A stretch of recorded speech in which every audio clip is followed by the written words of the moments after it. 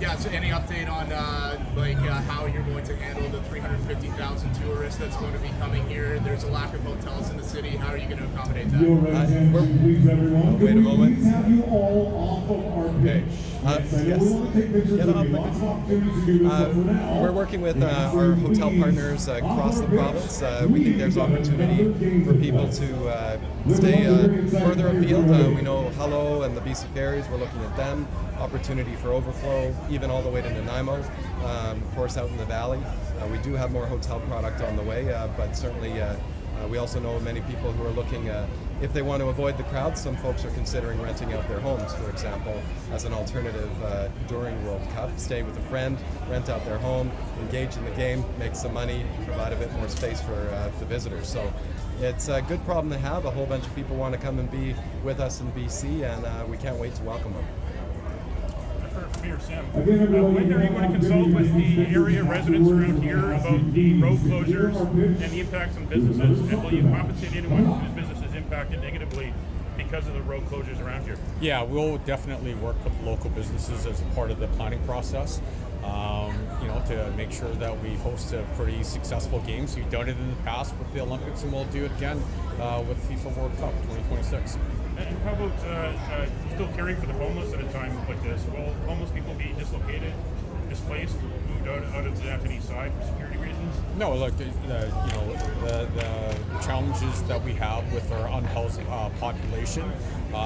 This is an ongoing thing with cities throughout the region, and so at the end of the day, this is something that we address today, yesterday, and tomorrow, and that will be ongoing.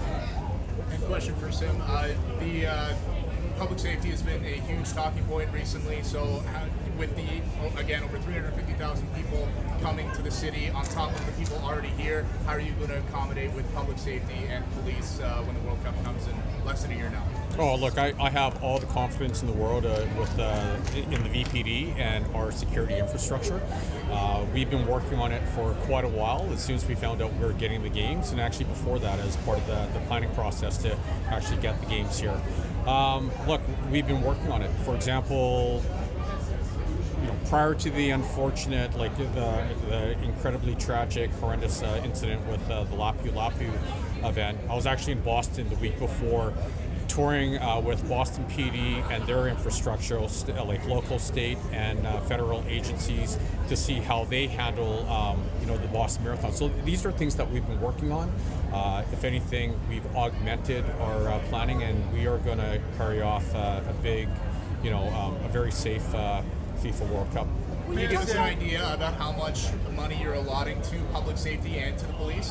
Let's put it this way. We will make the necessary investments to make sure that people are safe in the city of Vancouver during FIFA World Cup. Well, we only have time. Okay, Mr. Chandra Herbert. Sorry, we only have one more question. For fairness, Mr. Chandra Herbert, your government is having problems keeping hospitals open and hospitals Sorry, there's two people talking. Other cities have proactively released the contracts that they have with FIFA. Vancouver has not. How can you ask the residents of this city to embrace this one-year countdown to this event when they don't know what the impact will be on taxpayers in the end? Yeah, look, we're bound by confidentiality agreements. That's just part of the, that's part of the process. What I can tell you is we've had great lenses on it, and this is actually a great event where the city, the residents of the city of Vancouver and the region and the province and the country will benefit. Let's put this in perspective. There are cities around the planet that would absolutely, they would love this opportunity. We have this opportunity in the city of Vancouver. We're making sure it's held, from a fiscally responsible perspective, and we're super excited to have this opportunity.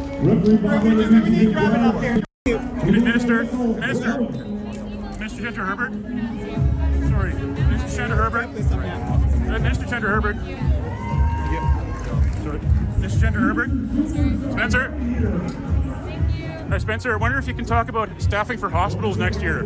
Will hospitals be able to handle extra people? Mr. Chandra Herbert. I also want to ask you about sponsors from Saudi Arabia and Qatar who are anti-gay. Job and you lost.